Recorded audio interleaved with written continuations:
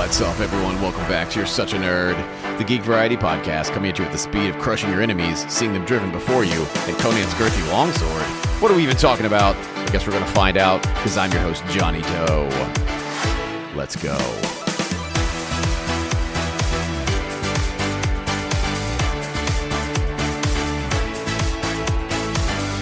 Welcome back to the show, everyone, and welcome if it's your first time here. Today we're talking to my buddy Rodney about, old 80s movies, things we love, gaming, all kinds of stuff. If it's your first time here, we have a Patreon at a very reasonable rate. It's linked in the show notes below wherever you're listening to this, and being a member is going to get you access to all the ad-free episodes that you can handle of the main feed, and also additional content like Critics Corners and Hobby Hangouts. I'd like to take this time to thank all of our patrons, but especially a little extra love to our initiates, Tim Ball and Kevin C. Love you guys. Appreciate all you do to help support the show. Keep us running over here. Other ways you can support the show if you like is to like, rate, and subscribe and all that stuff on the platforms of your choice. Keep an eye out for our merch drop coming soon and just spread the word. Show's entirely guerrilla marketed. No social media presence as an experiment fighting the system and fostering a space that encourages human beings to talk to other human beings. And hey, when you're talking to those human beings, if you want to tell them about the show, cool. If you want to tell them how much the show sucks, also cool. I'm good with that. Why? Because you're talking to a human. If you have any questions or want to correct us on something we screwed up, by all means, send us an email at younerdssuck@gmail.com. Also in the links below. And last but not least, before we get started, if you are so inclined, send me a postcard. The address is also down below. I'll send you one back. We'll support the Postal Service. We'll be pen pals. It'll be awesome. It'll be better than getting in that overdue license registration that you should have filled out when you changed residences recently. Whoopsie. Now, without further ado, here's my conversation with my buddy Rodney. Enjoy. All right, buddy. The Heroes Quest commercial was clutch, by the way. Oh, yeah, the old 1991 commercial. That might have been 1990. It was 91, I think. I love that game so much. I did. Did you do the Avalon Hill? It wasn't Kickstarter. They did it on as a not backer kit. It was, what's that crowdfunding system that Hasbro has that only they do? Oh yeah, I can't think of the name of it. It's all for that same company did Avalon Hill. Yeah. Did you do that one? No. I just bought it when it came out. Oh, okay. Yeah. I have so much stuff for that I haven't yet completely assembled. Assembled. And back then it was I think it was Hasbro. Originally, yeah, and it was Hasbro and Games Workshop, because that was a Games Workshop game originally. Yeah. Yeah, the original one. When it first came out, like 89 or 90 or whatever it was, and you could go to your like local department store back then and buy it. Yeah, those were the days. In fact, I got it. It was Christmas 1990. I got that under the tree. And if I remember correctly, you were one of the first ones to play that. Yeah, I distinctly remember we busted that one out, man. And it was funny because I got it probably 92 or something. It was, yeah. I mean, it had to be in the early 90s. I got it, right? And I've still got it. I don't have the box deteriorated. Like, I've got the cover, the box cover, and I have all the stuff for it, and one or two of the expansions.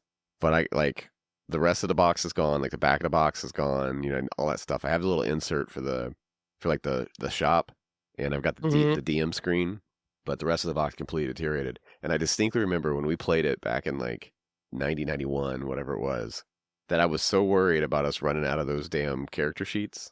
Yeah, yeah. And I still got some. I got the OG character sheet still. I'm like, I don't know why I got so stressed about it. It's been like 40 years later. I still got character sheets. Yeah, I still have everything back here in this pile somewhere. The original box, the original pieces. I think the little altar, one of the candlesticks broke or something on it, but I glued it back, and it's still intact pretty much. And then I got the 2 expansions back there also.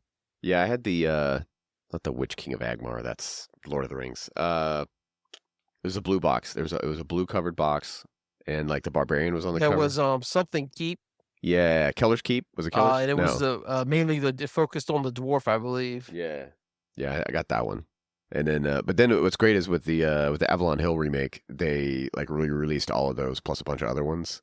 So I've got like all of those. Yeah, plus was like a ton of expansions everywhere. It's so much, dude. It's so much. There was like 2. And they keep coming out with them too. Yeah, there was like 2 or 3 that weren't in the initial. I'm gonna keep calling it a Kickstarter. It wasn't a Kickstarter, but the original like backers collection. that they came with later and a few characters. Mm-hmm. I've got like I think 2 extra characters that weren't in the original set, but yeah, there's still more stuff out there. As you know, I hit this year. Yeah, I mean, it came back in a big way. Oh, it really did, and I'm not mad about it because No, I ain't either. I love that game so much. I still do. Like I went into Rodney, by the way. Thanks for joining us. Mm-hmm. Appreciate you. I went into this year. I don't know if I told you this or not. That I went into this year and I'm not like buying any games or models at all. Yeah, this you year. did. Yeah. Yeah. So I'm not doing any of that, right? And but going into this year, at the end of last year, I was kind of like looking at my board game collection and my war game collection, the stuff I could do solo. And I was trying to decide, like, is there a gap in here? You know, because I wanted to be doing a different like solo board game or whatever every month, which I have failed to do because life happens. But I was looking at like dungeon crawls and stuff, like, because I got Nemesis, which is like it's basically like Aliens, right? You know, that game. And I was looking at other dungeon crawls, and I almost picked up 1 or 2 other dungeon crawls, but I like resisted because I have all of this stuff for Heroquest, and I've probably only played through the first like 6 or 8 sessions of it, because it's got an app that's really, really good. And I know in the scale, because some people like the critique that I have read the most about that game is they're like, well, it's too simple. You know, it's like a very like basic dungeon crawl, but like that's something that I love about that game. I love everything about it. Oh, absolutely. Skyrim's super simple too, but millions of people still play it. Man, that game's been being played. It's over 10 years now, right? It's like, are we at 12 to 15 years on that game yet? Yeah, I mean, and I love the app you could download to go along with the new Heroes Quest, and you know, you pretty much play the game by yourself if you wanted to. Yeah, that's what I've done. I've done quite a bit of that. Do you play that you can shoot through your buddies or no? Like if you line them up if you line them up in a doorway, can you shoot through? Do you play the shoot through? Yeah. I was wondering if you also... Yeah, I mean, I that's kind of like house rules. I mean, it makes more sense you could shoot around them, you know? Yeah. And you got to do that a little bit, because there's definitely a few places in that rule set that there were some gaps as far as how I mean, this isn't Warhammer. This is Heroes Quest. Yeah, exactly. The rules all the time. It was man, the game was great. You know, it was funny because I was talking to a buddy of mine the other day, and he was discussing the kind of like some gatekeeping on Magic the Gathering and Warhammer, and I wanted to tell him, I was like, bro, it's a game. Relax. Like, it's for people to come here and have a good time with. And I'm all about competition, you know, if that's what you're here for, and we've agreed on that. You want to get sweaty, that's cool. Certain games I think are more like good for that versus other games. But like the gatekeeping piece where it's like, well, it's got to be like this, it's got to be like this, because I come to this game to enjoy it this way, and da-da-da-da. And I just wanted to be like, man, like, people can still enjoy this game even if it's not the way that you want to do it, you know, and it's not cool to like shit on them. Yeah, exactly, dude. You know? And I mean, I think one of even like the original, you know, we're just talking about any game in particular, but one of the original like Dungeon Masters guides is like, there's none of these rules are set in stone. It's up to the DM's discretion or our house discretion. I mean, the main purpose is, just have fun with it, you know? Totally. And I don't know if you listened to this. I did an episode with my buddy Whit a while back, and we talked about D&D, and that's like what we were talking about the whole time. And obviously, you and I have a very long history with Dungeons & Dragons. And I'm pretty sure I referenced you actually in the episode, because I talked about when I first started playing with the old school box sets, like the red box set from back in the 80s. And we were having a discussion of, and I'd be curious what your take is on this. Like, I feel, and I probably unjustly blame the Critical Role boom with Dungeons & Dragons, but my experience has been trying to play D&D with people now versus playing D&D with people back with like 2nd edition and 3.5 and stuff early on, and even a 1st edition advanced, is that people are much more locked into the rules now and seem not to think outside of what that rule set is. And I felt like, and I was asking Whit about it. I was like, what, like for me, like I just like house rule stuff all the time, where I'm like, oh, we're not going to use that rule because it just bogs down gameplay or whatever the thing is, right? Like you just throw things out as you don't want them. And I said, do you think that's a byproduct of coming from the era of like advanced Dungeons and Dragons when TSR came in and they literally just overloaded us with rules, especially in 2nd edition. And it was just kind of like a smorgasbord of use what you want. Or is it just a byproduct? Yeah, absolutely. Right? Do you think that's what it is? Like we just came up in a different era of Dungeons and Dragons where we're... Yeah, absolutely. 2nd edition, 3.5 when they started getting real complex with the rule that's when you saw that stuff start taking growth. Yeah, And back when we played, we didn't know. I mean, we knew the core rules of how to do combat and everything, but a lot of times we just winged it, man. And most of the time, back in those days, we had to play in secrecy anyway. I know, right? It's Satanic You Panic, know? baby. God's gonna get you if you Yeah, play with the exactly. Dungeons and Dragons. Exactly, man. That was a weird time, man. You ever think back about that? Oh yeah, absolutely. Like, it was a strange time, man. Like the drama surrounding a game. It's weird. Yeah, it was definitely late 80s, early 90s. The panic was still heavy. You got weird looks going into some of the game stores. Oh yeah. That is not a lie. You definitely did. That was like before. That was like we were the hipsters to Hot Topic, right? When Hot Topic was still like edgy and people used to look at people weird when they used to go into Hot Topic. Like that's what like game shops used to be back in the 80s and 90s, right? Like you go into those and people are like, oh, they're going to go murder a lamb in the back of that shop or something. And you're like, no, man, I just want to get a little pewter figure to paint. Is that so bad? Yeah, it was weird, man. I'm actually glad those days are over, man. And Right. it's more streamlined. Everybody knows about it. It's more open to the public. No, everybody knows what D&D is, you know what I'm saying? Or any other most role-playing games now. Do you think, like with role playing, that like why is it that in like role playing, so many people are oftentimes they adhere to like a single game system versus like branching out? Because you and I've done some branching out over the years. We've tried other game systems, but like you look at like wargaming, or even to some degree board gaming. But I think specifically with wargaming, people will try a lot of variety, significantly more at least than you see in like role playing games. And do you think like why that is? I'm not sure, man. I mean, I think it's like it's just taking it's taking a new level of identity now with the public and people. There's so much new stuff coming out. Yeah. Like I can remember like when we were growing up and like Magic the Gathering first came out. Oh yeah. And I think we were like looking at a Wizards magazine or something and it had its Magic and it had the picture of the Drudge skeleton. Oh yeah. Classic. The original one. And we're like, hey, what's this? And we decided to go out and buy a deck of cards. I think it might have been revised at that time.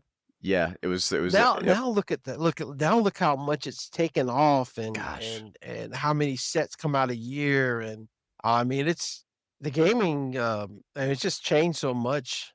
Man, it really has. Since then, Magic is nuts now. The churn is. Would you have imagined back in the 90s if someone was to look at us and say Wizards of the Coast was going to own TSR one day? Like in 94, No, 95, absolutely not. right? How crazy is that? That's insane. That's nuts. I thought TSR would never go away. I thought it was there forever with the gaming, the games they own, the novels they were doing at the time. Oh God, they're printing so many, which were selling really well, by the way, back then. Oh yeah, for sure. Dragonlance, Forgotten Realms, all those worlds that they were created and they were marketing.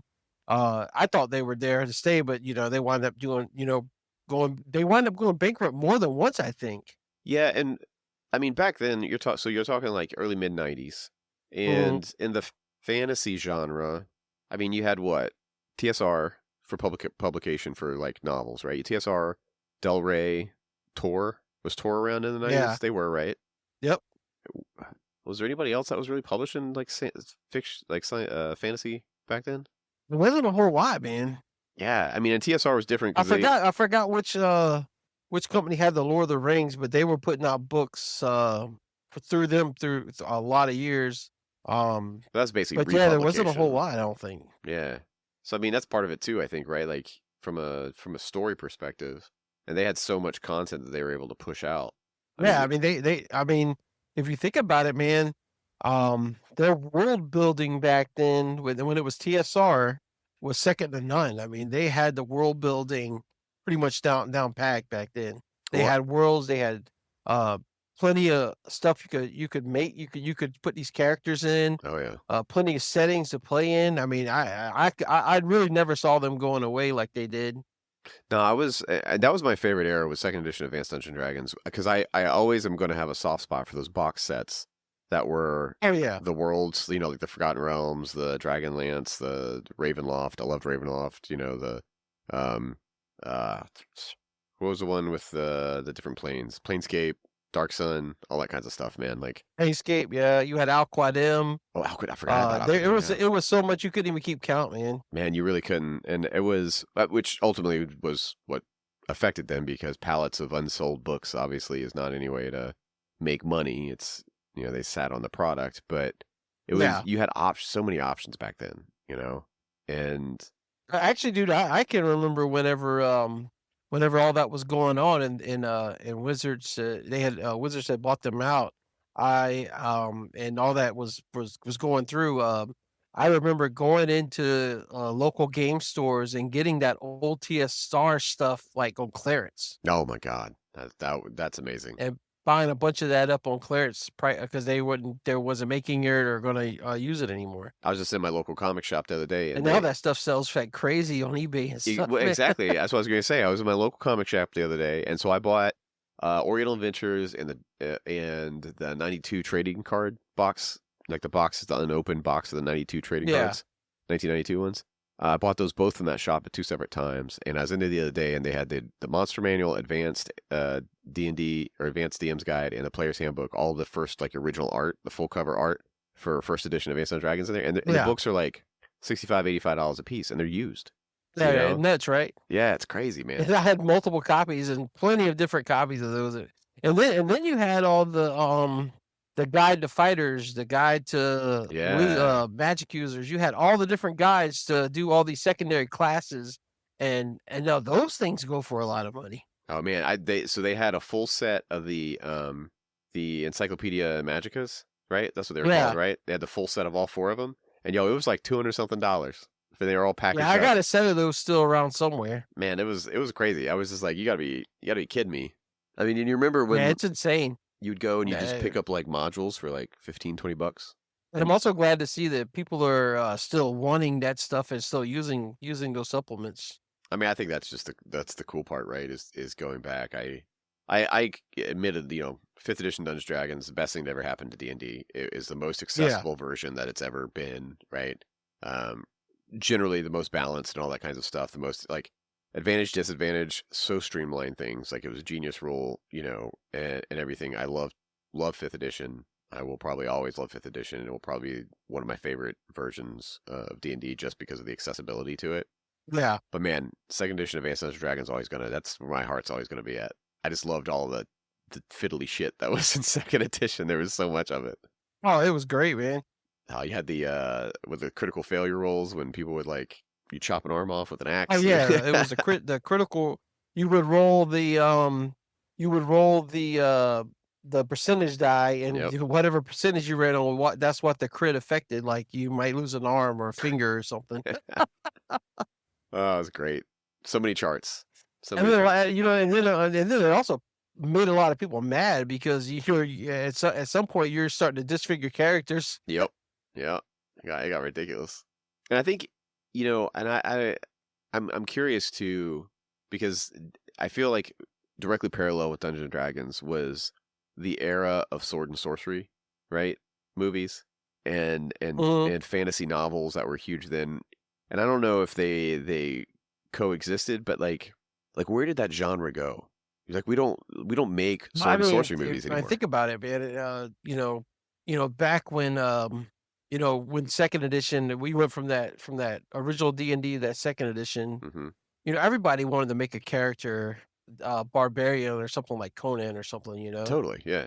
And play that character. Or did you have a character one time actually named after the antagonist in the Beastmaster Mayax? Oh yeah, I did. I forgot about that.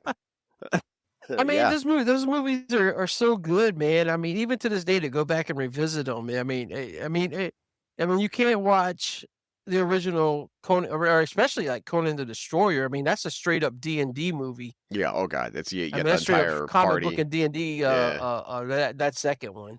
It was even written by Roy Thomas, the guy who wrote all the comics in the 70s and 80s. That story was written by him for that Conan the Destroyer. Him and Gary Conway. Did you ever? There's a podcast called Bad Movies Rule, and they touch on some of the. I think Conan the Destroyer was one of the ones that they did in there, and they talk about it. They also did Demolition Man, which is a good one. But that brings me to that point though of like the 80s and 90s. Obviously, were like the mecca of the action hero, right? And like the action hero changed after the 90s. But you go into the 2000s. I mean, aside from a couple of attempts at D&D movies, right? Like, where was the sword and sorcery? There's that Cole movie, like Cole the Conqueror or whatever, and didn't we actually saw that in the theater, and they kind of tried to modernize it and put like heavy metal music in it, and you know, I must admit, Kevin Sorbo, I did kind of like him in that role, but it didn't do well at all. No, and then they did what? They did the Conan. They relaunched Conan in like the 20-teens or something like that, right? The modern Conan. Oh, what was it now? They relaunched the modern Conan in like 20-teens, somewhere in the teens. I don't remember. It was 2010 or 2011. They came out with the Conan Jason Momoa one. Yeah, and like where else? Like what else have we got? Nothing. You know. And pretty much, I think that's it until recently when Otto's saying that they have a new one in production now that he's training for, that's going to be a direct sequel to the original films. Oh shit! I mean, I'm not holding out any hope, but if it happens, it happens. I mean, that'd be amazing. God, how old is Arnold right now? He's like in his 70s right now, is he? 70s, mid to upper 70s. I don't know the exact age. Yeah, that guy's just incredible. Have you seen you saw the Arnold documentary that Netflix did? It's like a 3 or 4 part. Oh, Netflix? Yeah. Oh yeah, it was great. Yeah, that one was good, man. It was cool. It was cool. I'm a big those guys in the Bad Movies Rule podcast. But people don't know, man. That original Conan the Barbarian movie. There's so much stuff in like just missing footage that can never be seen, and that they just pretty much lost. Yeah, that was just cut so bad. The movie was just cut so bad. You'll never see. I mean, it was a lot more violent and gory than what than the film we have to watch today. Yeah, they had to take it down because of the rating people, right? Because they came around in the 70s. They kept getting cut.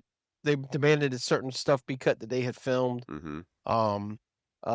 There's multiple things, man. There's like in the village, the Raiders, when the Raiders come take the village at the beginning, Paul M. Salmon, which I follow on Facebook and stuff, he used to work for all those movie magazines and stuff back in the day. Yeah.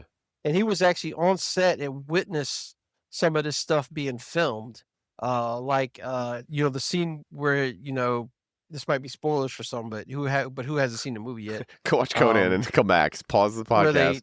Where they kill his mother. Well, and originally, according to him, and there's been pictures that's been surfaced too, but they can't find the footage. They actually cut from where he chops her head off, and her head falls to the snow, and it pans over to the actual mother's head, and it tries to talk before it like stops moving. Yeah.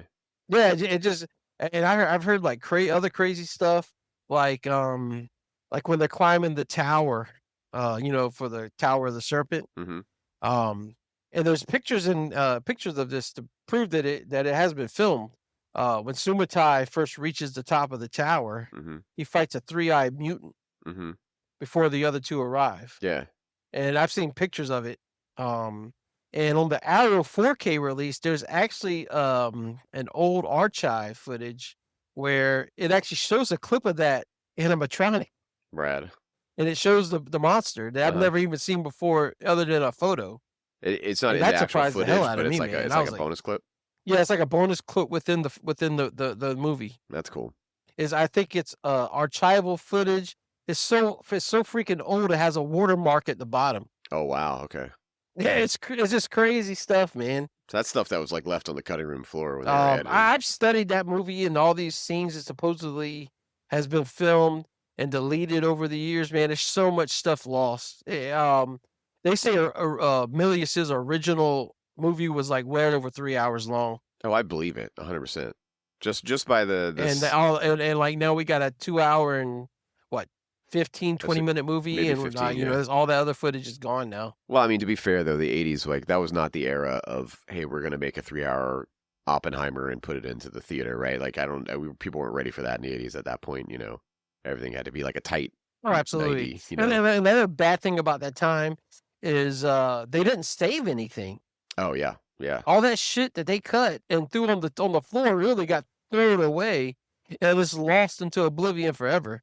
Well, I mean, no one knows where it is. Yeah, I mean, you think about that though. I mean, that was such probably a low budget film back then. You know, like I don't know, like and like when they were clearing out the TSR warehouses, they found like an original oil painting by one of the main guys that like behind a dumpster or some shit like that was just back there that someone was going to throw out or whatever because they didn't know what they had, right? You know, and like it's crazy. It's crazy to me.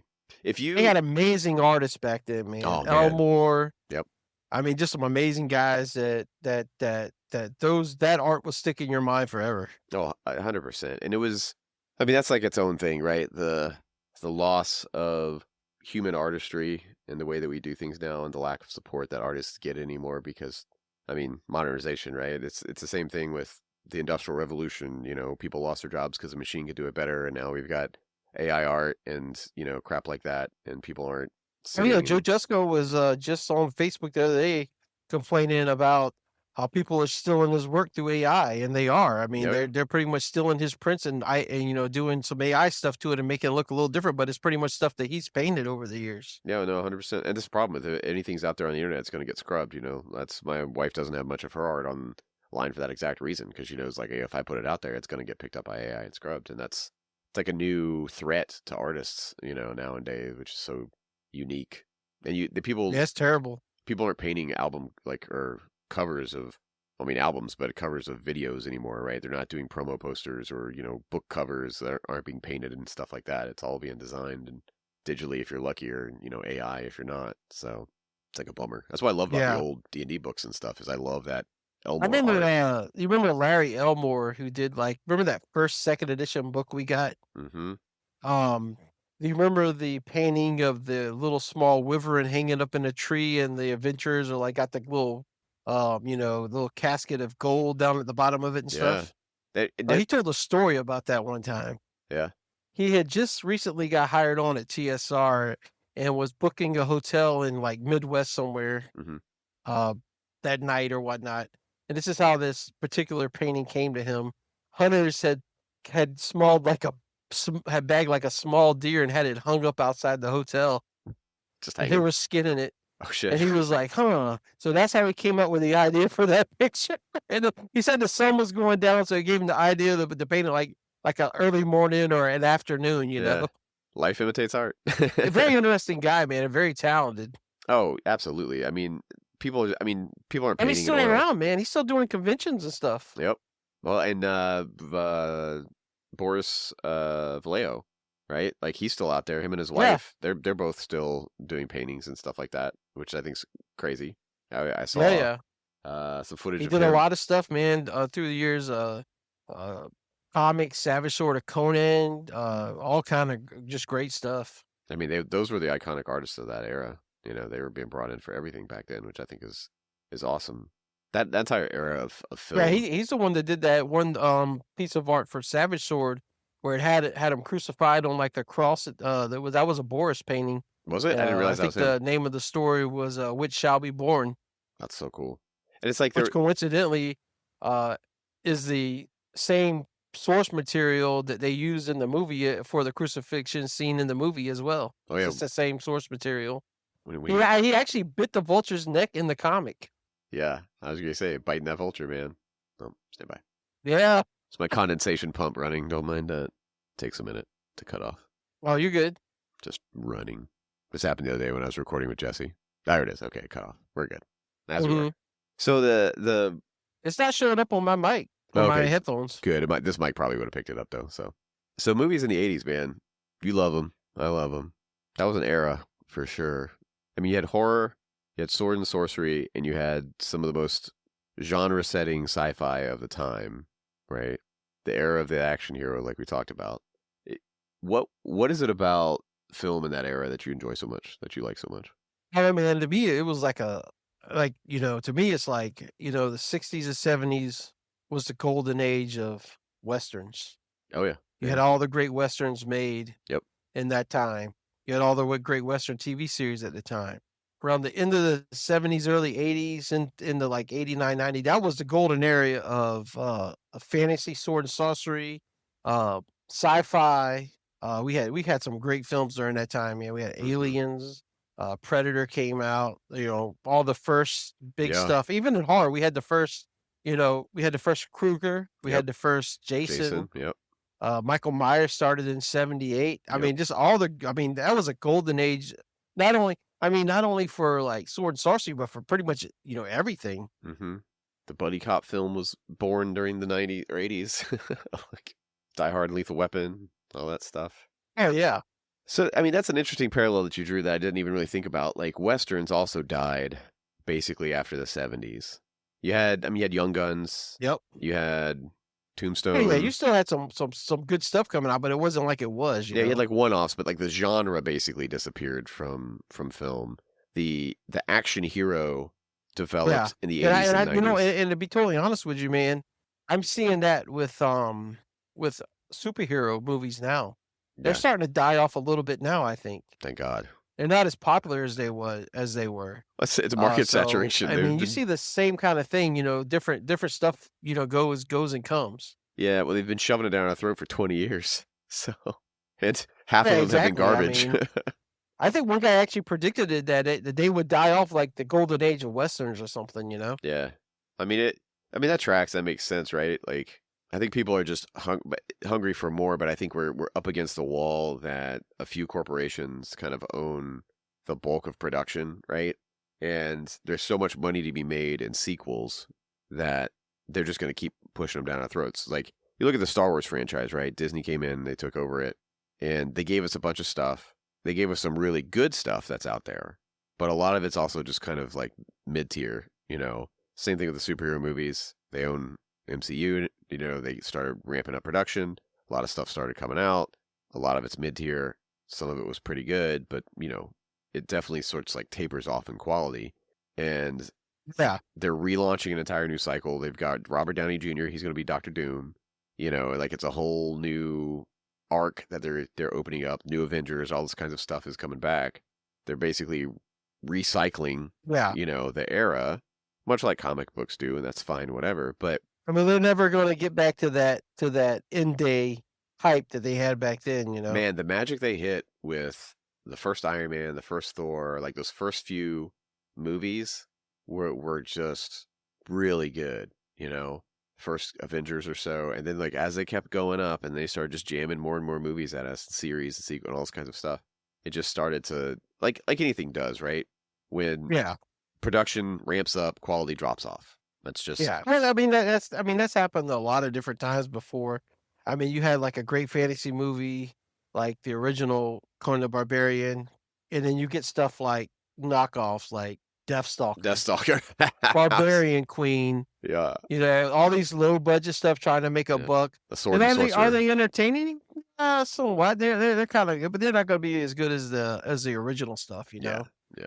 I mean, same thing with these superhero movies, like like you said, the original Iron Man, the original Thor, Captain America. Well, what did they start doing? They started making all these cheesy, TV series on the CW about all these superheroes that are really just, let's face it, kind of bad. Yeah. Good old CW, man. The Arrow. I was talking to somebody the other day that is like all about that show. I enjoyed Arrow. Don't get me wrong. I mean, I enjoyed it when it first came out. Sure. But I mean, that stuff started getting kind of quirky there at the end, man. I was disappointed when they did the Flash and they didn't use the guy from the show. They recast it as somebody else for the movie. That was a little bit disappointing because I felt like the guy from the show was good, and the person they brought in for the so did I. I like that guy from the show. Mid. So, but the DCU is a whole nother. It's its own monstrosity. Honestly, I think the guy from the show would have did a better job. Well, exactly. I 100% agree with that statement. That's why I was hoping they would have brought him in. Damn this cough. But I mean, it's like you get a great movie and then it just kind of downplays after that, like, um, just take, the original, Beastmaster, Mark Singer, Oh yeah. that movie exploded when it came out. It was, I mean, HBO played it so many times, people joke saying instead of HBO, it's, "Hey, Beastmaster's on,"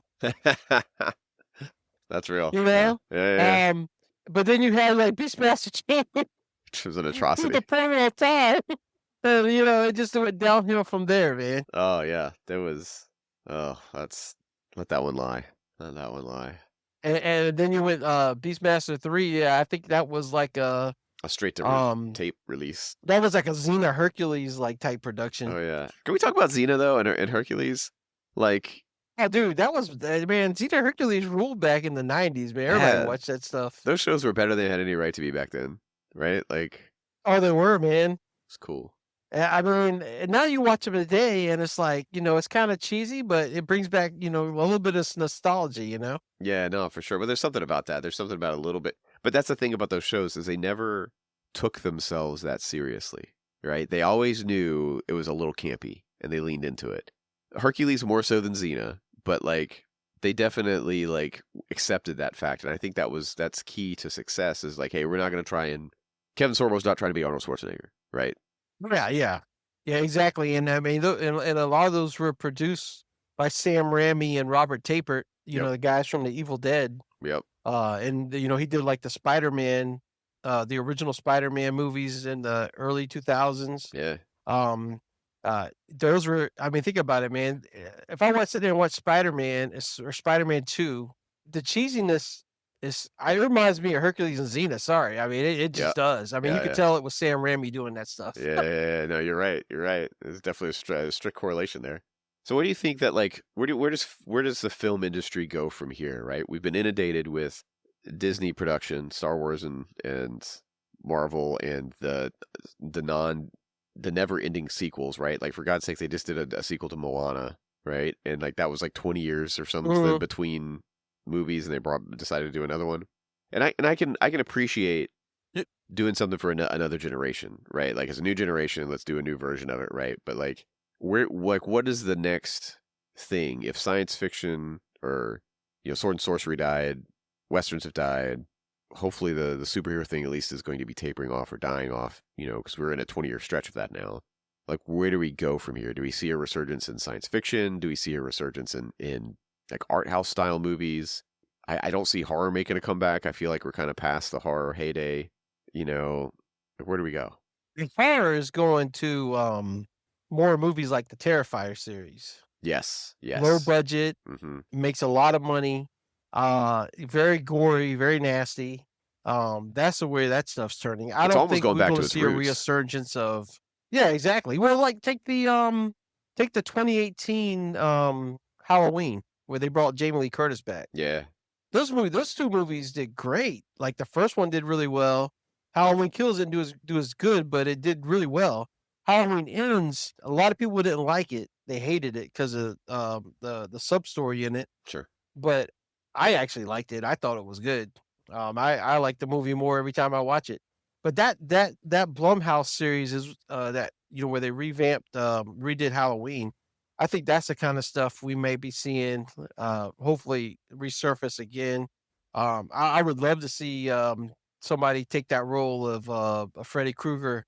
And make a trilogy of that, or even another Jason Voorhees, and do another Friday the 13th or Nightmare on Elm Street. They bring it back. I think that would be great if they did it like Strangers, like Blumhouse was doing. Yeah. Do you think that like Tarantino is to be credited for like the sustaining that kind of like art house style B movie horror genre, because it kind of just disappeared for a long time, except for anything that he was doing on the fringe, or like him and like Rob Zombie. Those are like the only ones that were doing like classic art house style horror for the longest time.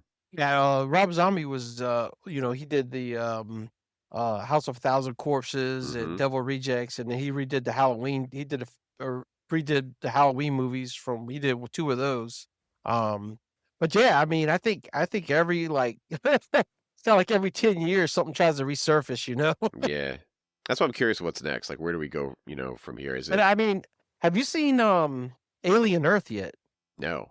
Oh, dude, that's a great series. It's a mini series. It was streaming only on like Hulu or something like that. Oh, yes, I did miss that. You're right. Yeah, yeah, yeah, yeah, yeah. That's the kind of stuff I think we're going to see more of. Do you think it's They're gonna? already talking about doing a Crystal Lake Yeah, series for Friday the 13th.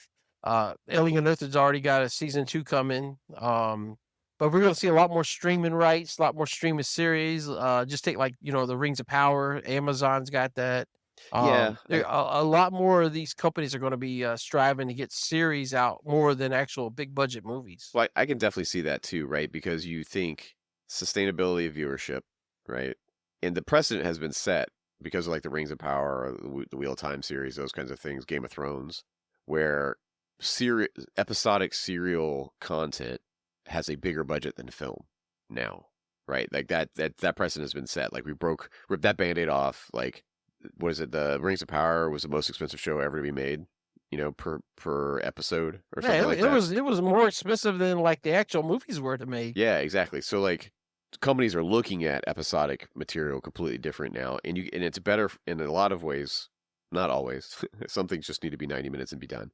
But in most cases, it's better for a storytelling perspective, right? So I think you might be right, like that serial. And also, let's be honest, right? This is the war of the streaming services, right? Like if this was Demolition Man, the restaurant wars for us is actually the streaming services war, right? Like everyone's trying to make the content that will draw the people over and have them, watch it or whatever the case is.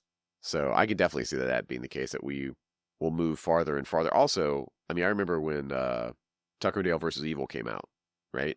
It was one of, if not the first, it was one of the first movies that did an initial release on streaming before it went to theaters, right? So the initial release was like on Apple or something like that. Was before it ever went to theaters. Yeah. It went to streaming first. And because you have that outlet, and if you control the streaming from a, capitalism perspective, if I control the medium in which you intake, I don't have to split that in as a production studio, right? I don't have to split that money with the theater, right? Where they take so much, they like 50% or something like that of the gross. So if I'm producing the movie as Amazon, or I'm producing the movie as Apple, right, or Netflix, and then I also control the means in which you access it, then my profit is like way higher, right? So it definitely makes more sense, to your point, of seeing like an increase in episodic material. And I'll be honest, there's been some great shows out there. I mean, I think about Altered Carbon. There's been a few movies, man, that's been like streaming. It hit streaming the same day it hit the theater. Yeah, which I think is, a good release. I think Halloween Kills came out like a few days or right after that initial weekend at the theater, or a couple weeks after. Mm-hmm. But Halloween Ends, you could, like, that Thursday night at like after midnight, you could stream it on Peacock the same night it was playing in the theater. See, and that's cool because there's, first off, right, some people just don't like going to movie theaters, right? Whether it's because they are uncomfortable there, right? Like my wife just is uncomfortable in movie theaters. She's not going to go to a movie theater, right? Or if they, we live in an era where home theater systems are a thing, right? And it's like, why go pay $45 to go to a movie theater when I've got 100 and something ridiculous inch screen TV hanging on my wall and a surround sound system, and I can make my own popcorn and sit on my couch, right? Or my like vibrating recliner thing, whatever people have. Yeah, I get it. I totally get it. Yeah. Yeah, so the theaters are not doing like they like they used to be. No, they're not. I've always been curious about that. Like the mall, the big box stores, the movie theaters, the bowling alleys, those kinds of things. Like, how long are those going to continue to sustain? Maybe bowling alleys, but like movie theaters to me seem to be a dying art, dying breed. Malls, same thing. Yep. And let's face it, I mean, they're just not the safest places anymore to be. Well, I mean, that's like the dark reality of it, right? Is that in America, at least, where everybody can get guns, apparently, like nothing is safe and sacred anymore. So like it's understandable. I mean that, and then everybody's worried about getting sick going to these places. Oh yeah, going in the theater, sit down in a globalized pandemic. Yeah, absolutely, right. Like just disease is a thing. But just an example, man. Like this past December, there was a movie came out. I'm probably going to get laughed at for this, but it's okay. That I really wanted to see, and it had a guy in it that I really kind of liked. His acting. but it was the Silent Night, Deadly Night remake that they came out with from the original one in the 80s. And it had the guy that played, I can't think of his name, but he played Corey Cunningham in Halloween Ends, and I kind of like that actor. So I was like, you know what, I'm going to go to the theater, see this movie. It was like a limited time in the theater. I think it was on like a couple weekends that it was going to be in there. Mm-hmm. So I think it was Wednesday morning I woke up, and I think it was like a 1-something showing. So I got up, got dressed, went out to the movie theater. Dude, had the whole place to myself. It was no one in there. Dang. That's only happened to I me like watched twice. the whole movie and I was the only one in the place, man. Do you get matinee prices? Is that still a thing? What is it? Matinee pricing, is that still a thing? Yeah, it was actually. I think it was like $7 or something, $7 and some change or something like that. I mean, that's what's up. I could fuck with that. That's all right. That's cool. It was nice. I mean, it kind of, well, first of all, I liked the movie. Most people didn't like it, but I did like it. And the second thing is, man, it was kind of nice, having the whole place to myself. And I just, just chilled and watched the movie in the theater. Which I hadn't been in the theater for like probably since 2020, man. That's the last time I had been since then. Yeah. Well, I mean, same thing. Like, I was trying to think, like, when was well, okay, so I do know the last movie I saw was Oppenheimer. But, like, before that, and let me tell you, that was a freaking experience. So, it was opening night for Oppenheimer. So, we had pre-bought our tickets, me and two of my buddies. And we went to this damn movie. We had to sit all the way at the top of this theater, right? Stadium seating theater, right? This massive theater. The air conditioning was broke. And we were basically directly under the projector, right? And it was... Oh, wow. So hot. Like, I almost had to leave because I was just covered in sweat. Like, sweat just running down. Like, I'm in, like, jeans and a t-shirt, right? And sweat's just fucking running down my thighs. Like, I am soaking wet. And it's like a 3.5 hour, 4 hour movie.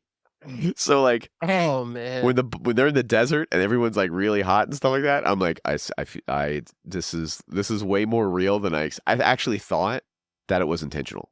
Like, I thought they did that intentionally as like a 4D experience or something like that. Yeah, no, it ended up being the air conditioner was just broken in the damn theater. But yeah, it was. That is crazy, dude. I would be able to stay for 3 hours, dude. It was rough. It was real rough, man. I legitimately almost watched, but the movie was so good. I'm like, I want to see this, right? So I suffered through it.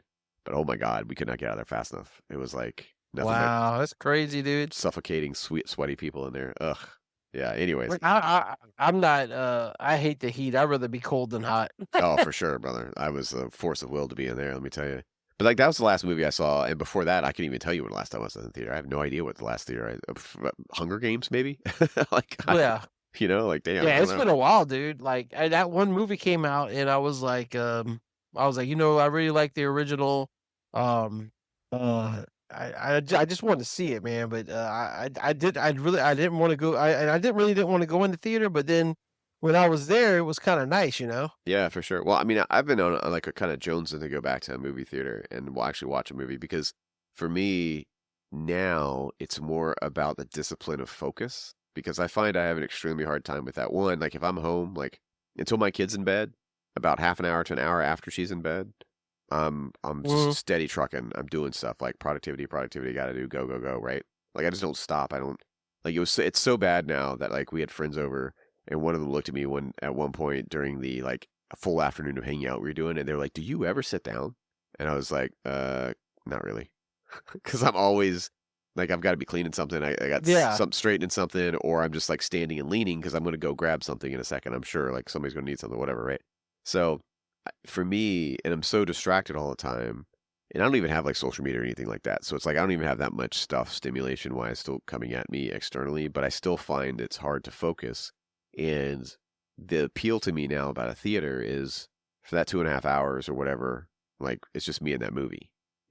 And I'm forcing myself to like reduce the distractions and the stimulus outside of it.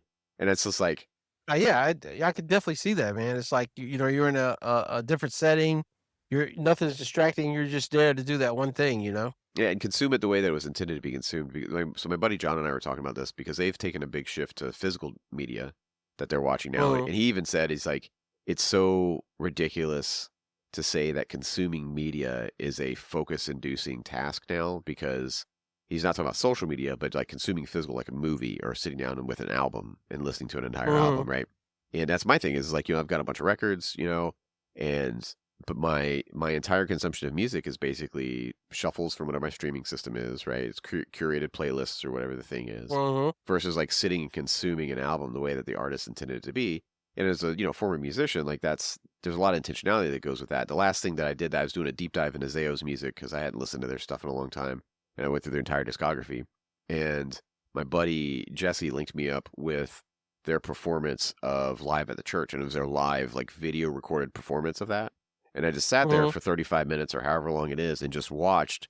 And it's just the band in this little itty bitty church recording, right? Like, which is like kind of, I guess there's like, it's like a venue or something where people record at.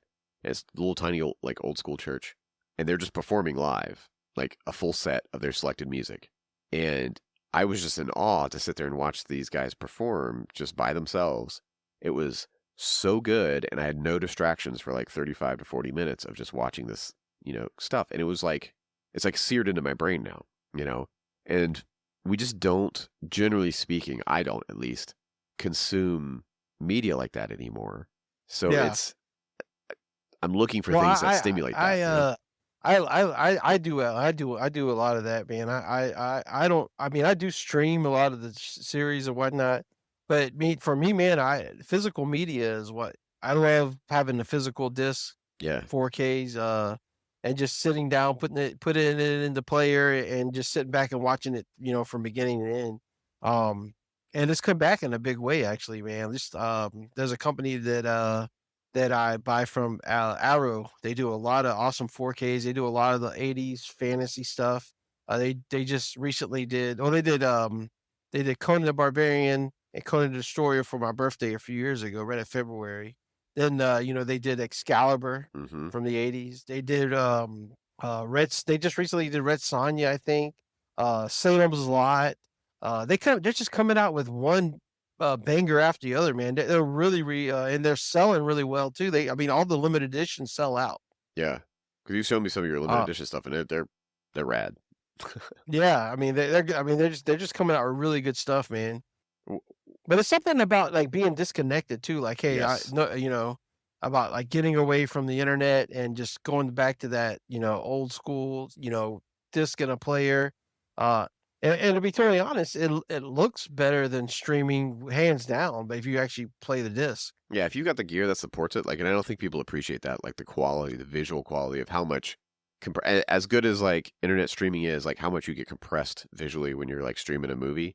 And the difference that like being in person and watching the tangible physical media is such a difference, man. And so like I'm finding myself, but my next evolution, I guess, is I want cassettes.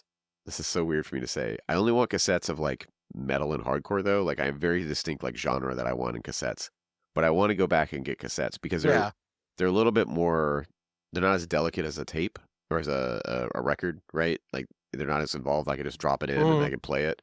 But I want to get like a tape set up down here because I want to get away from constantly streaming stuff audio wise and get back to that intentionality of consuming an album the way it's intended to be consumed, And I just want that tangible experience. And I don't know, like, it's like everything with nostalgia, right? Like, because we are at that age that like it's normal for us to be consumed with that like nostalgia that we're feeling, or whatever from our childhood or when we were young.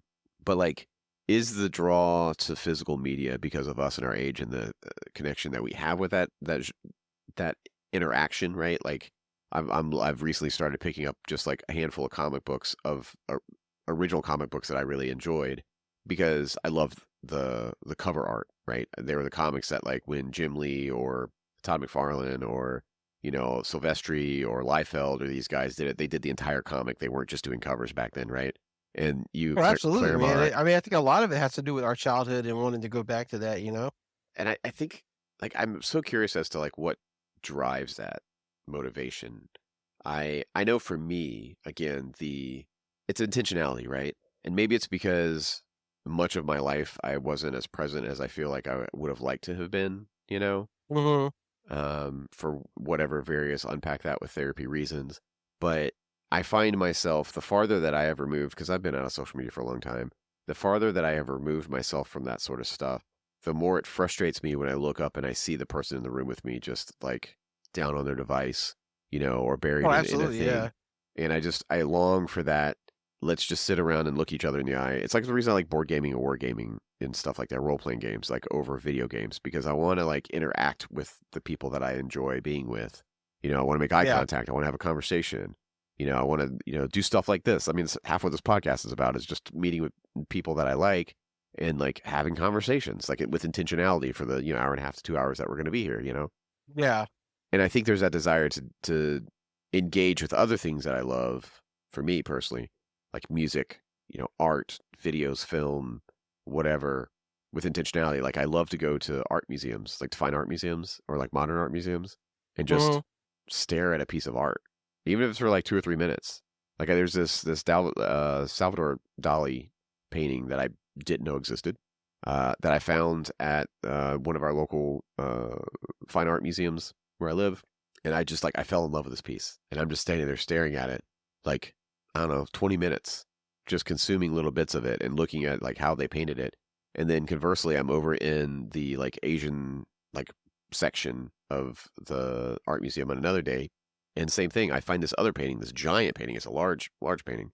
And I forgot the name of the artist, but the textures that they pulled out with the play of light on it, just for some reason, just like stood out to me, And Yeah. I had to take a picture of it. I just sat there and I was looking. I'm like, how did they do that? Oh my God, this, And I'm like, when was the last time I just sat and stared at something in my day-to-day life with that sort of intentionality, without looking for something else to like stimulate or having to deal with something else that's demanding my attention, Oh, totally agree, man. Yeah, I mean, sometimes, that physical interaction, that's what, that's where, instead of everything being digital and I mean, I got friends do that, if they don't post it on Facebook or something, man, it's never happened to them. You know what I'm saying? Yeah. Oh yeah. I remember those days.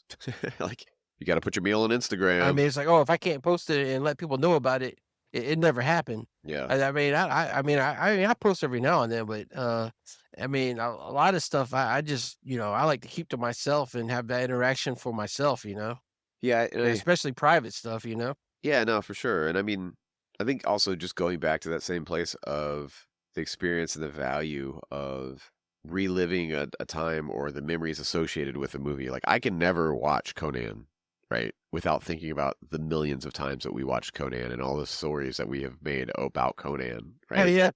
Like it's Robin Hood, Prince of Thieves. Never can watch that movie without thinking about you and I Yeah, cracking absolutely. up over, I'm gonna cut your heart out with a spoon. Why a spoon, cousin? Why not an axe or a knife? Because it's dull, Yeah. you twits. It'll hurt more. Something vexes We thee. watched that movie so many times, dude. It was ridiculous. I know, right? Like there's so like I had a buddy. Yeah, you're absolutely right. I had a buddy of ours that we both know comment on something on Facebook or something, and he was like, he made a comment of like, hey, every time I watch Conan the Barbarian, I think of you, bro. And I was like, dude, you know what, man? That's like one of the best compliments I could get, man. When you could watch a movie yeah, and you instantly think about this person. I mean, that's a huge compliment, man. You know what I'm saying? totally. Yeah. I mean, because you're like seared in somebody's memory. I mean, because that movie makes you think of them. Yeah, totally. I think that's awesome. And let's face it, I mean, that sort of interaction and those memories is what's going to keep our memory alive after we're gone, man. Oh, for sure. Yeah, it's the association, right? Like, like how many people have associations and appreciation for something because it's something that either a friend or a parent or a sibling or something they shared, and that drew them to whatever that thing was and participating with it or experiencing with that thing. And they have developed their own association and joy with that thing and potentially even gone on to share it with others, right? And it became significant to them. So like one person's love and joy of a thing has become a chain of generations of individuals. So that it's like ripple effect, right? And it all traces back Oh, yeah, to this absolutely, person's association with the originator of that, And I just think that's cool. yeah. I think that's cool. Yeah, as a matter of fact, I think the conversation was he was getting a tattoo from one of the characters of the movie, and it says every time he sees the movie, he thinks of me. And I think, I was like thinking, you know what, that's awesome, dude. Yeah. That's cool. I mean, and let's face it, nostalgia sells, man. Oh, Nostalgia sells every time. Look behind me, dude. Look at, bro. I mean, all this is stuff from our childhood. Bro, I just bought. That we've done together most of the time. I just bought the Teenage Mutant Ninja Turtles Magic cards because Teenage Mutant Ninja Turtles. Nice. You know, like, I mean, they had that. Remember those movies from the 90s? Oh, come on, baby. Ninja Rap. Come on. It was. Apparently, I didn't realize with those movies. You could go to Pizza Hut and get the cassette. Oh, yeah. I remember with those movies that. You remember that? Yeah, dude. And the original movie was supposed to be like way darker. And I guess they like brought in a new director or writing crew and they had to like re-edit it because it was like supposed to be way more edgy. Because like I guess it was this was like I believe it was supposed to be based on the original Teenage Mutant Ninja Turtle comics, which were like the black and white ones that were like way more violent and like dark and stuff like that. And Raphael was more the leader and all those kinds of stuff. But they tweaked it for public consumption, I guess, which was because it was like not supposed to be a kid's like movie. But Casey Jones, baby. Yeah, exactly. Yeah. So, Rodney, if you were to think about like top movies that are the most like meaningful or nostalgic to you, what would you pick? Like just round the top 5 or something. I don't know. Dude, that's a hard question, dude. I know, right? Conan's There's given. so many Don't even put Conan in there. Like we can't put Conan in there because that's too on the nose. Oh, absolutely. Definitely the original Conan the Barbarian. No, without a doubt. Lord of the Rings, the whole trilogy had a big effect on me. Mm-hmm. I mean, it kind of changed the way I view fantasy movies. It kind of made fantasy movies legit, you know? Oh, for sure. Yeah. And I remember bringing up a movie that actually has a big effect on me, and I think you're going to remember this one. And it's not a big movie or anything, and most people probably won't know what it is. But you remember Lost in the Barrens? I about referenced that earlier. Yes, when I talk about movies that I watched, and I think about you. Yeah. Yeah, dude. Like I don't know, man. I can always go back to that movie and just have a good day, man. You know, Yep. if I'm having a bad day, and just just the life in general, and just having a bad day, I could put on Lost in the Barrens and just remember back at that time when we were just watching it every single day in the 90s. Yep. And I think it was like a movie for children or like the Christian community. Yeah. But it was good, dude. Yeah.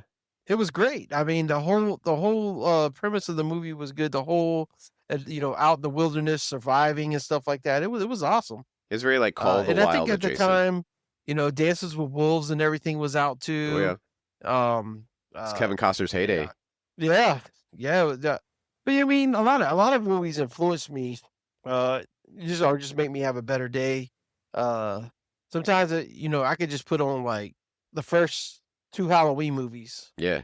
If I'm having a bad day, I really like those two. If I want to go like the horror route, what's cool about those movies, man, is like where Halloween 1 ends, the original one from '78. Mm-hmm. Halloween 2 happens that same night. Yeah.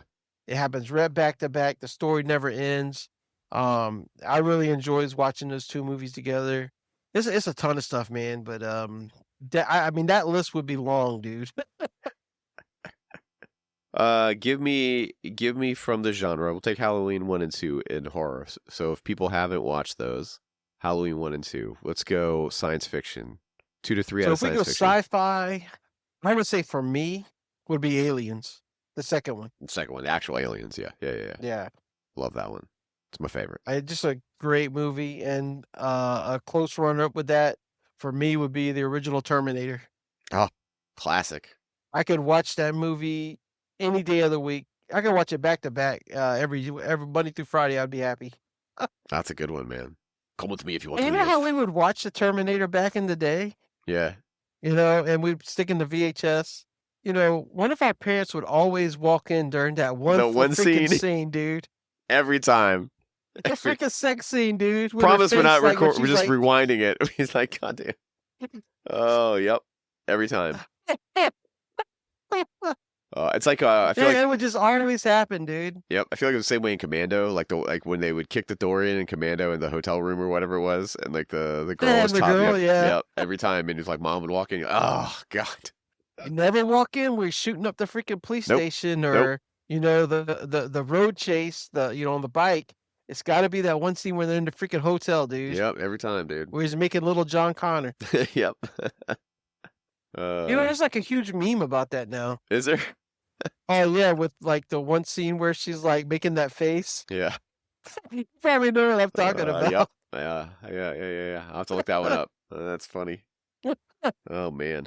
Oh Jesus, but yeah, dude. Commando though, man, what a great movie. I mean, that was not Alicia Silverstone. That was Chong's daughter. What was her name? I can't think of her name. Yeah, she was really young in that one. And Schwarzenegger, man, taped the M16s together. Yeah. And I always was like, how does he fit his finger in there to shoot all those at the same time? I don't understand. Physics doesn't matter to the action hero. Nah, it didn't matter, man. It was cool, and that's all that mattered. Yep. I mean, like those were the movies that made the genre meme of like the storehouse of the weaponry, like the trope of like the action hero has just the wall of guns, right? Like it was those movies that did that, right? You know? Yeah, in like his shed or something. Yeah. It's always like they always have a storehouse, a safe room with all the guns. Yeah, same thing in Terminator 2. The one dude in the desert had the whole storehouse of like all these weapons. You know? Yep. It's like a total trope now. Gotta have the scene with the guy with the guns. Yeah, dude, it's great stuff back then. The sci-fi, definitely those two movies though, I would say is my go-to from the 80s. All right. Aliens and the original Terminator. Sword and Sorcery. Can't pick Conan. Can't pick Conan? Nah, that's a given. If I had I would do definitely Beastmaster. Okay, yep. And I would have to go with Excalibur, dude, the original, the one from the 80s. Good. The original Excalibur, man. Classic. All right. Yeah, this is just those were just, and then maybe also a third runner up would have to be Legend, man. Legend is just cool. Oh my God, Legend was so good. Legend and Labyrinth were both of those, very different. But Legend was so overlooked in that era. Like I'm always shocked when people don't know about that movie. And I just want to be like, Tim Curry plays Satan, and Tom Cruise, it was his first film. How do you not know this movie?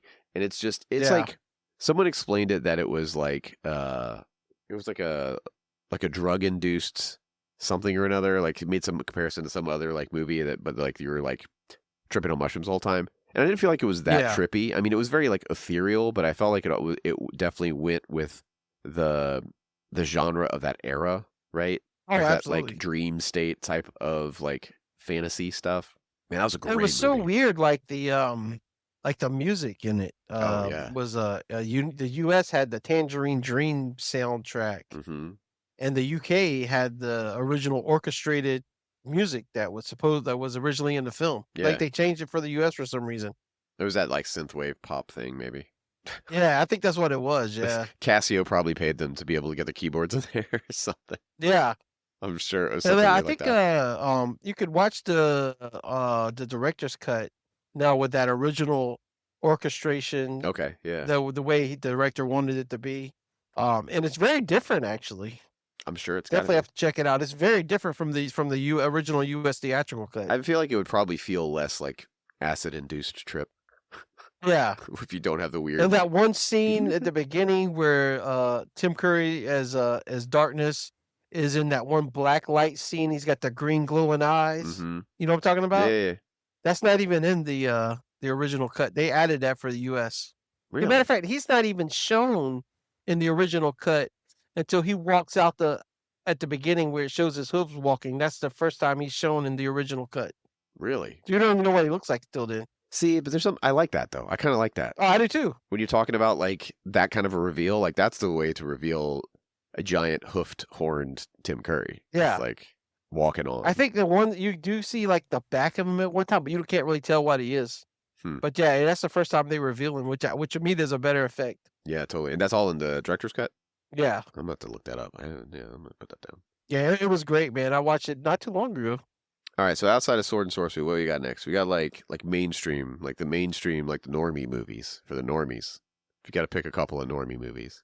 Normie movies. Like, what do I like? You talking about like here recently or like in the 80s? Oh, whatever. I mean, we're kind of hitting the 80s, so keep it 80s, Okay. 90s. Let's see. So we're not talking about like action films or anything. We're talking about just like a normal everyday Yeah, movie. normal everyday, not action. We're not, not necessarily comedy necessarily, but like just like if you got any like. Gotta be The Breakfast Club, man. I could watch Oh, that movie anytime. bro, nailing it. This is why we're friends. Yeah, Breakfast Club's so good. really good. Yeah, but there's a ton of them, man. There's Ferris Bueller's Day Off. That was good. How'd you feel about John Cusack back then? Like his films, like the 80s and 90s? Hey, I liked it. I liked them. Yeah, like not Pulp Fiction, what was it called? Grosse Pointe High.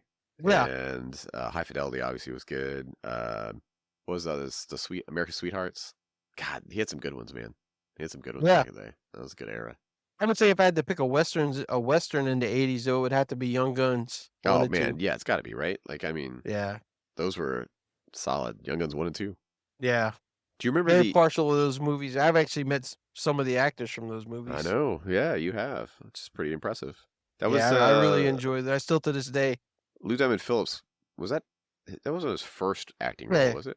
Yeah, Lou Diamond Phillips played in that one. Kiefer Sutherland, Emilio Estevez. That wasn't his first role. They were like young too, man. They were like literally in their 20s. Young. Yeah, that's why I was wondering if it was his first film or not. But speaking of going back, speaking of legend, there was a younger guy I work with, and he's only a little bit older than my son. He's like 25 or 26. Really heavy into gaming and miniatures and D&D and stuff. So I told him about Legend. I said, go watch Legend. It's Tom Cruise's first movie. Well, he actually went home and looked it up and watched it. Dude, he loved it, man. Hell yeah. I mean, he had no clue it existed. Yep. Didn't know nothing about it. So few people do. Loved the movie. And I don't understand how most I don't like that is probably that and like maybe The Fifth Element are the two movies that I will talk to people about, and they're like, I've never heard of this movie, right? And I'm like, nobody knows nothing. No movies I used to watch. Why? I asked the kid the other day, hey, have you ever seen Hocus Pocus? Oh my God. That was in the 90s, dude. Yeah, that was in the 90s. No, I don't even know what that is. They even just redid it. Like they just did. Yeah, I mean, the second one, he didn't know. He didn't even know what it was, man. That's a shame. That movie's great. I love Hocus Pocus. Yeah, so good. So I also got him watching The Walking Dead. He's like watching all The Walking Dead now from the beginning. Oh, wow. That is an accomplishment. I think he's on like season 10 now, so he's all into that now too. Damn. That got a little slow for me. It kind of grinded for me a little bit. Oh yeah. After Negan appeared in that whole storyline, it kind of dropped off. Yeah, exactly. That was kind of about when I dropped off too. And a lot of people stopped watching it after the the Glenn episode. Yep. They were like, I'm done. Yep. What about action movies? Since you mentioned action as a genre. Action movies. I know one of them is probably gonna be. Oh man. I would say action movies, man. It would have to be the Rambo series, definitely. Okay, yeah.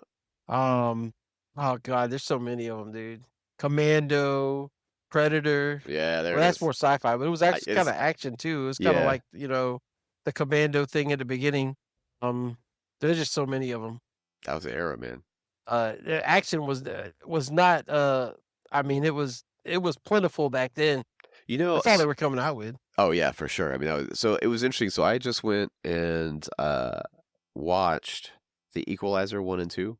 Oh wow! With Denzel Washington, and oh yeah, like I hadn't seen those movies in forever. I don't even know if I saw Equalizer 2 actually, and it was so interesting to me as someone who obviously grew up on the action hero, right? To see Denzel like a wildly competent actor. Oh wow, yeah. In that role. And it's just like, and he was like doing that before the Jason Bourne thing was a thing, you know what I'm saying? Like this was like pre that era. Done, yeah. But it was the same sort of, like CIA super spy, gonna get you kind of guy. And there was a scene in Equalizer 2 when he's talking to this kid that it was like from his building because he's like it's set in Boston. And he basically goes into like a dope house, like a flop house or whatever, to pull this kid out, so keeping him off the streets kind of a thing, right? And it was such a wildly intense scene when he's pulled this kid out, right? They're standing in the stairwell to this building. The kid's kind of like basically arguing with him, like, why me, all this kind of stuff, whatever. And like Denzel, like literally is in this actor's, not kid, but the actor's face, right? Like inches away from him, like screaming at him with this intensity, and not like just mindless rage, but with like passion. And I'm just like watching the scene and just knowing like it's just the two of them, like tight camera angle, right? In this stairwell. And I was just thinking like, what must it have been like to be standing in there as like a key grip or somebody in that stairwell watching this scene unfold?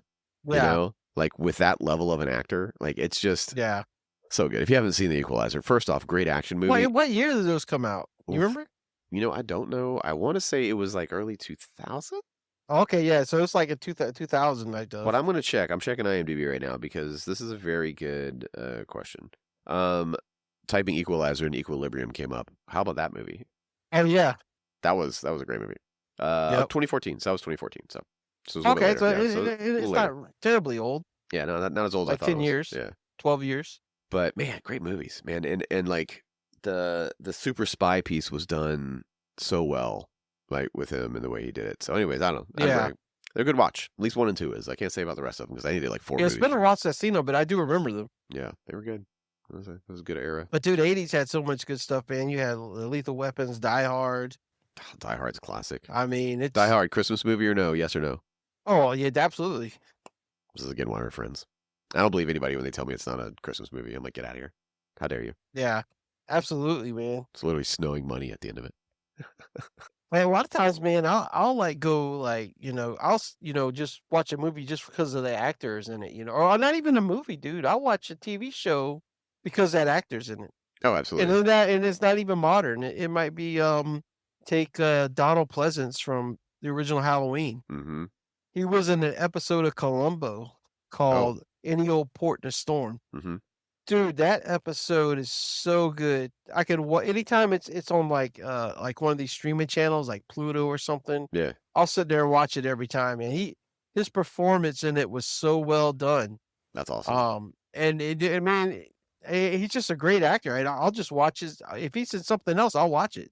So I've had this I mentioned it, right? That like I have this like proclivity where I will do deep dives in bands, where I will go through and I'll listen to their entire discography. Mm-hmm. Excuse me. I got this respiratory thing for my kid from the hospital. It's great. Oh wow, I love it. Joys of going to the hospital twice in one weekend. Probably a lot of talking too. Okay, I'm alive. All right. So I have this proclivity, like I've mentioned before, where I like to do these deep dives, and I'll listen to like a band's full discography, or I'll go and pick a genre and do the same thing, where I'll like deep dive a genre. Like I recently did this with Swedish and Norwegian metal. But I'll do the full discography of a band, and so it came to me the other day, what if I do this with an actor, and I do their entire filmography? And of course, my inclination was like, I want to do Schwarzenegger, right? Because he's been in all this stuff that I didn't realize he was even in. And other movies like The Last Stand, for instance, which I was like, I forgot about that movie, and it was actually a pretty good movie. And he's had such a crazy, broad career that I was just like, that would be super interesting to go back and watch someone who started acting basically in the 70s, I guess, effectively, with cameos and stuff like that, all the way through, still producing film now, which is crazy to me that at his age he's still doing film.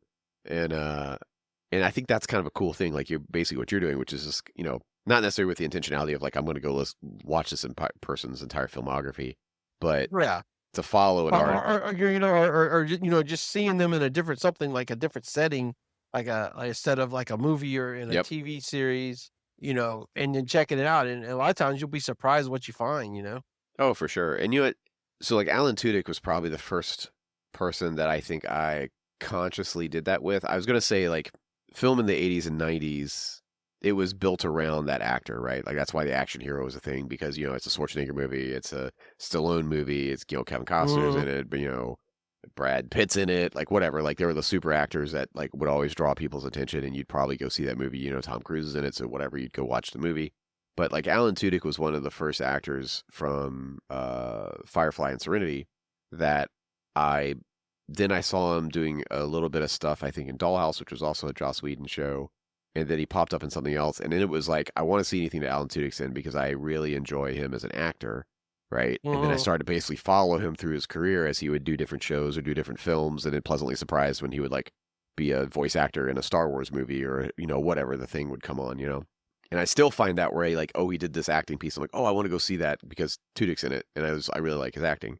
And I think that's kind of cool to be able to like consume someone's like production, you know, in that way where you're able to kind of see their career grow and follow and flow and stuff like that. Especially someone like Tudyk who's had like a wildly diverse, you know, career path, which I think has been really cool to see. Yeah.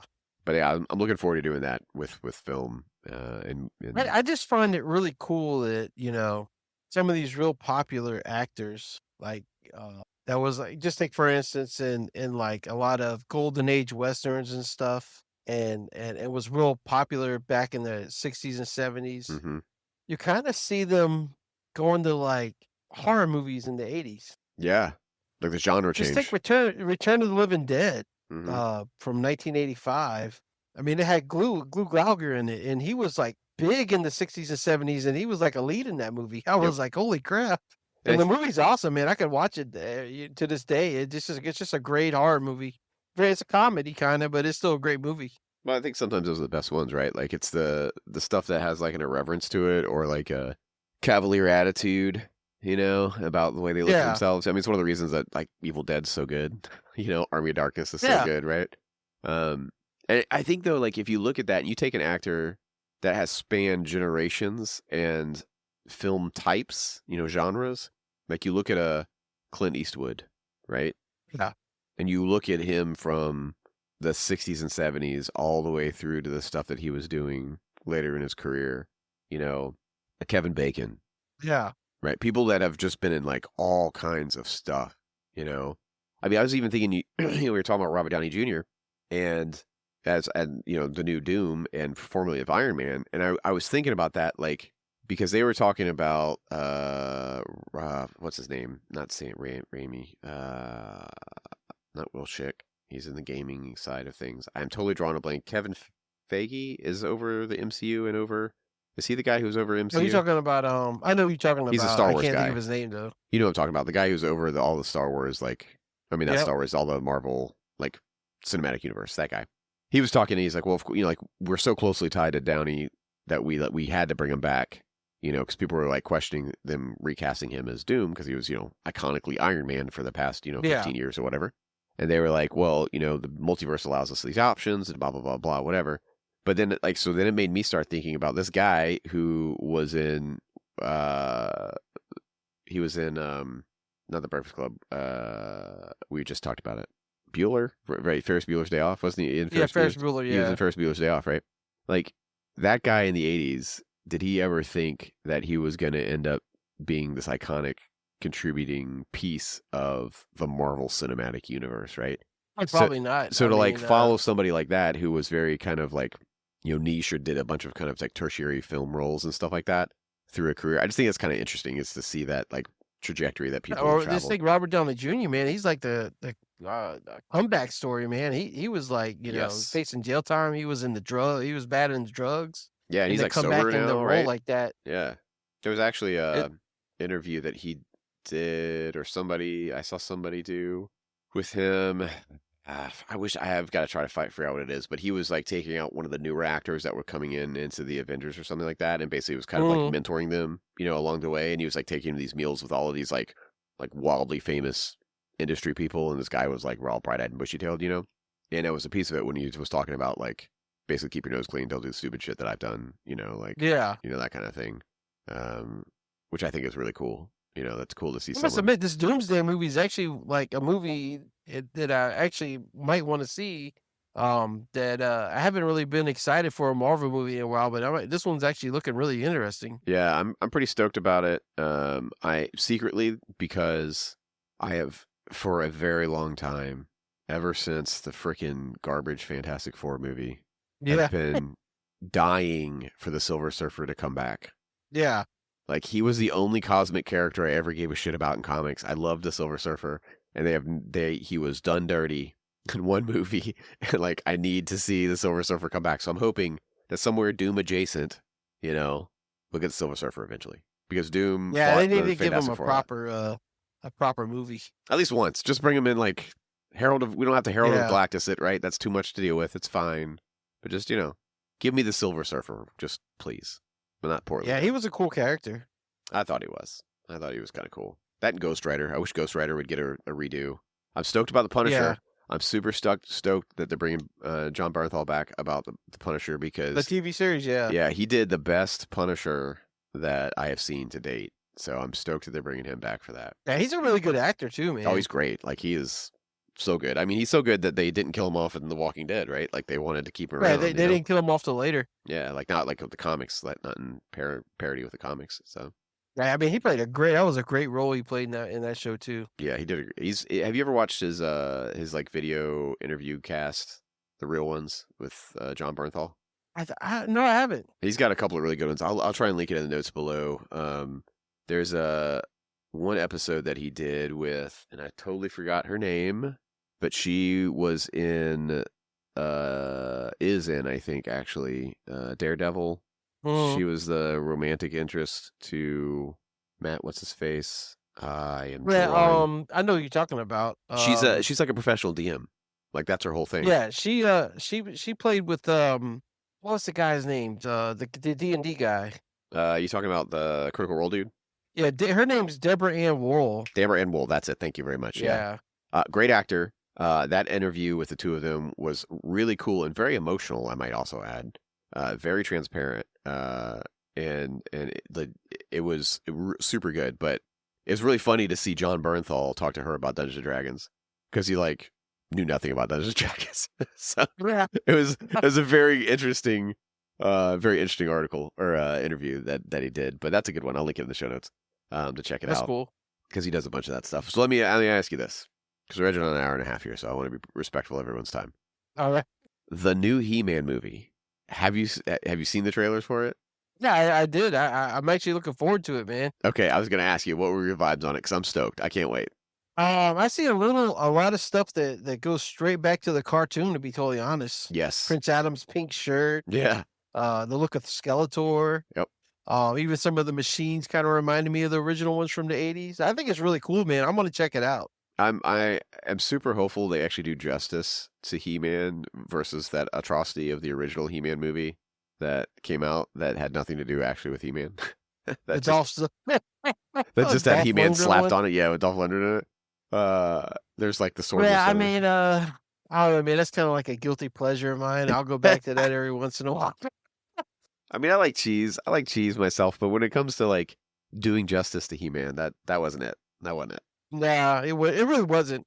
And everybody complained about it back then that it just wasn't. It was off.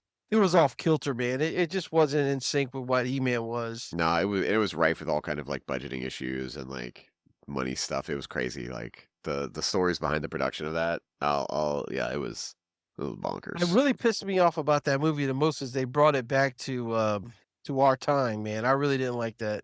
I'll link the He-Man episode. To current 80s time, you know what I'm saying? I'll link the He-Man episode of Bad Movies Rule on that one too, because they had some good insight as to like the production and things that went on in that movie. But yeah, so how do you feel about Jared Leto as Skeletor? Because that's the most divisive thing I keep hearing is people are really upset about Jared Leto being Skeletor. I got no problem with it, man. I mean, I think Jared Leto is a lot better actor than people give him credit for. I mean, as long as he nails the laugh, that's all I care about. Yeah, exactly. just nail the laugh.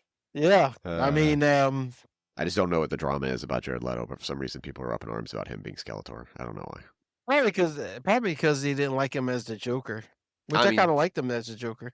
I guess that's fair, I suppose. He wasn't my favorite Joker, but I mean, he wasn't bad. What's your favorite Joker? Oh, Jack Nicholson. There of course, you go. Man. There you. This is why we're friends. I was like, there's only one right answer to this. It's Jared. It's freaking Nicholson. Oh, that guy. Yeah, Nicholson, of course, man. I mean, he's the Joker, man. And let me tell you honest with you, man. That 1989 movie, that's the way Batman looks to me. That's the way the Batmobile. I mean, you could throw any other Batmobile, but when somebody says Batmobile, yes. What do you think of, man? I think of the 1989 Batman movie. Yep. I mean, it's still the best Batman movie to date. Oh yeah, absolutely. Don't get me wrong, and there have been plenty of Batman movies that are good, but like nothing beats Danny Elfman's music and the masterful directions that movie was done with. It was Tim Burton, bro. Tim Burton, man. Tim Burton's flair, bro. Yeah, the first two were great, man. So good. No, I think that I don't want to go too much time, but the Dark Knight Batman was Christian Bale. I gotta admit that they brought legitimacy to it. I think they brought more. You know what I'm saying? Yeah. I mean, they took it more. They took more or less of the comedic comic book route to a more serious, dark tone.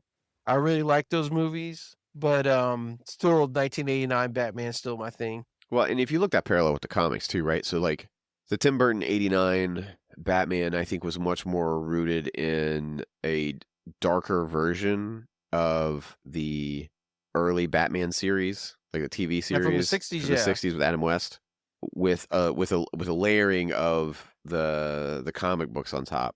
But the Dark Knight really led or leaned into the mid to late 80s era of the actual Dark Knight comic books, which were much darker, much more mature themed and stuff like that. When they were done, and I think that's what's cool about that is you get the introduction to both sides of the Batman storytelling, right? When you think about Batman in the comics, Batman in the comics wasn't a nice guy. No. I mean, what was it? The KG Beast? Yep. Remember him? Yeah. He couldn't beat the KG Beast. KG Beast done kicked his ass like 2 or 3 times. He couldn't beat him, so he locked him up in the sewers and let him starve to death. Dude, I always say he's killed people before. I mean, he's like literally killed people before in the comics. Well, and I think that's a beautiful. That's why Batman is the only compelling DC comic character that like from that era, right? They have come up with stuff later on that I think was good, but like that was that's why Batman was always superior to Superman to me. That and the fact that Batman, when he was with Justice League, had a plan to like murder all of the Justice League. He had a contingency plan for everything. Yeah, exactly. Like I love, and he was just a dude, right? Like that's the thing that I loved about it. Right? Just a dude. Yeah, I mean he was very smart and very and he could do a lot of things. But he was just a human. Yeah, and I always loved, my favorite was when during Bane, when the Nightfall series, when Bane broke his back. Oh yeah, back in the 90s, yeah. Yeah, and Batman was having other people fill in as the Dark Knight while he was, recovering, possibly recovering. Yeah, Azrael, yeah. Yep, and that's my favorite arc was when Azrael was like, "I'll do it," and he just is just like murdering people with his like claw hands and shit like that. Yep. And Batman with his back broken had to come and beat him up and be like, "We don't do that," Yeah. Like there's a line, or whatever. Yeah, he had to take it back a notch. Yeah, exactly. So yeah, but I always gave Azrael my props as my best stand-in Batman. Like he's in like power armor with knives. I'm like, yeah, for hands, like that's what's up. Yeah, that's a lot of comic books characters like that. You got the like Spider-Man, you got Venom, and then you got Carnage, which is just insane. Oh man, Carnage was capacity. Great. That was a great era. Which was making little symbiote bullets and just killing people with them. And Venom's like, that's even screwed up for me, man. Yeah. They always had a good job. I mean, you look at like Green Goblin versus like Hobgoblin versus Demo Goblin down the road, yeah. Right? Red Goblin, right? Like they just get crazier and crazier and crazier. That's what I loved about Ghost Rider, man. Ghost Rider he didn't fuck around, There was, I always thought it was funny. Like it was all the comic code people, right? But like there was a off-center niche of comic book superheroes, anti-superheroes, right? Or anti-heroes, whatever. Yeah. That were always a little bit more aggro back in the day, even though it was like insinuated. Like I never will forget the Wolverine comic. There's a Wolverine cover. I don't think it was X-Men. I'm pretty sure it was a Wolverine cover where Wolverine's actually stabbing. It might have been Sabretooth. I forgot who it was, but stabbing somebody, and you saw the blades go in, but on the back, their shirt was like bent around the claws because the comic code said that they couldn't show the actual stabbing. Yeah, they couldn't show the exit. So you have like the sharpest things in the world that can't like cut through a shirt, right? Because he's like for whatever.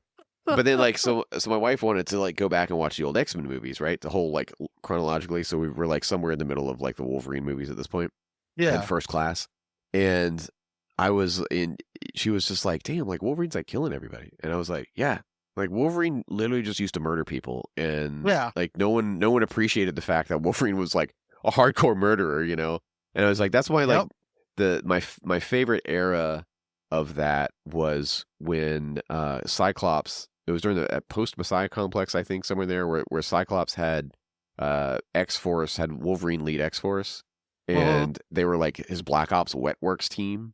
So You'd have, it was like Wolverine, Psylocke, Archangel was crazy because Apocalypse had gotten a hold of him, and like Psylocke was the only one keeping him from going completely insane. But they had him like chained in a room. They wouldn't even let him out. And it was like X-23, Warpath, like Feral, I think. Cable and Deadpool made some appearances, but Cable wouldn't even fuck with him because Cable's like, no, you're just like murdering people. Like, I'm not gonna have anything to do with this, right? So he had left. And like Scott Summers, like Cyclops was leading X-Men at that point because Xavier was gone again. And that's pretty much what they used Weapon X for, was to assassinate people. 100%, man. And it was like, and that's why, he's the best at what he does. He's the best at what he does. Very nice. Yeah, exactly. Exactly. Oh, man. So, Ghost Riders, what's your favorite Ghost Rider comics? Oh, God. I would say, the Midnight Suns? Yeah, Midnight Suns, I think, were peak Ghost Rider. That was like... Yeah, that was peak, man. That was great. That was... Johnny Blaze and all them guys. I was going to say, it'd always be Johnny Blaze on the 90s, the angular motorcycle. That's... So, like, for for MCP, for Marvel Crisis Protocol, that game, I play that game. I got a 3D print, a proxy print of Ghost Rider on that motorcycle because I like it better than the regular Ghost Rider motorcycle that they gave us for the game, because that to me is like 100. That's cool. That's the Ghost Rider that I know. Remember the Ghost Rider trading cards? The short-lived effort attempt. Yeah. Oh man. Oh man. The IP marketing back then was like, that was a crazy era though, when like Magic started to take off and everyone's like, oh, we're gonna do Rage, we're gonna do Vampire the Masquerade, we're gonna do like every single card, anything that we can do. The D&D trading cards, like everything came out of the woodworks. Yep. Was it like GURPS had their own or something? Like there was like every, like the Boris Vallejo ones, the artist ones. Yep. All those artists started doing their own cards. Yeah, the 90s was a trading cards era, man. Everybody was coming out with trading cards, Marvel Masterpieces, all those things, I forgot about the Marvel ones. Those Masterpiece ones were good because they're all like painted. Yeah, they were. Yeah, I forgot about those, dude. I'll have to look those up. I still got a set around here somewhere. That does not surprise me. You got... You just have like a damn museum of stuff, bro. Yeah, it shows too, man. I'm running out of room. Big time. Oh man, that's like there's that miniature museum that they opened up out in Vegas. What's it called? Oh God, I forgot what it's called. I'll have to figure out what it's. It's like not ACOS, but it's something kind of like that. It doesn't matter. Mm-hmm. Anyways, but it was the same stuff. It's like, this guy had a huge appreciation for like these high level miniatures that are being painted by people at like Golden Demon level and stuff like that, Crystal Palette rather. And oh wow. And he was basically, and they're just sitting on people's shelves, like no one's getting to see them like you would see like, fine art being hung like a museum. So he created a museum for miniatures, like miniatures painting and stuff like that. And it took years. Awesome. It took years. So people would donate stuff and it just sat around his house for such a long time before he was able to get the money together to actually open the museum. And it's super freaking cool. That's sweet. Yeah. I would go see something like that. Same, dude. Like I want to get out there just to see it because unfortunately, I got a buddy of mine who went to the Reaper brick and mortar store outside of Denton, Texas, not too long ago. They have like displays of painted miniatures that they've done in there too. I thought it was kind of cool. I didn't even know they had a brick and mortar in the U.S. That's crazy. Yeah, they got a brick and mortar. It's outside Denton, Texas. Man, if I ever go cross country again, I'm swinging through. I don't know where Denton, I would Texas love to is, go but there, I'll find man. it. He was showing me pictures. They look really cool. That's cool, man. That's like history right there. Freaking Reaper. Yeah, Reaper Bones, man. Still cheap, good models, man. Those are some good cheap models. I mean, Reaper. I had no problem with Reaper miniatures. I thought they were cool. Yeah, back in the day, that's the only place you could get D&D models, man. I got a couple of my old school Grenadier and Ral Partha miniatures, like pewter models still. But I think after the Ral Partha stuff, companies like Reaper and stuff is really what kept it going, man. Oh, 100%, yeah. And I will always give credit though, like Wizards of the Coast with their D&D miniature sets now. Like they've really done a good job. Where $5 you get two pre-painted models sometimes, or just two base models. Yeah, I like the Wizard stuff. We've come so far on that sort of stuff from the old school pewter models that would just fall over half the time because their bases weren't big enough for the weight.